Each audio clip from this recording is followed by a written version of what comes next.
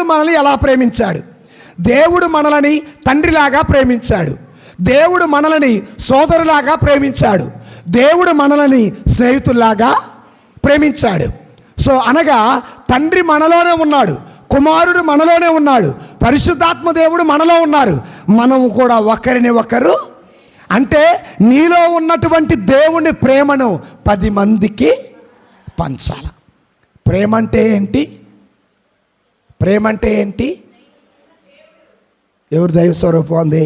Very good, దైవస్వరం. ప్రేమ అంటే దేవుడు, దేవుడు అంటే ఇప్పుడు మీలో ప్రేమ ఉందా లేదా? ఉందా? ఉందన్న వాడు చప్పట కొట్టండి. Very good.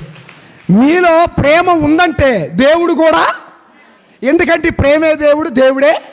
మరి ప్రేమను పంచుతున్నారా? దేవుని పంచుతున్నారా? ప్రేమను పంచితే దేవుని పంచినట్టే, దేవుని పంచితే ప్రేమను పంచినట్టే.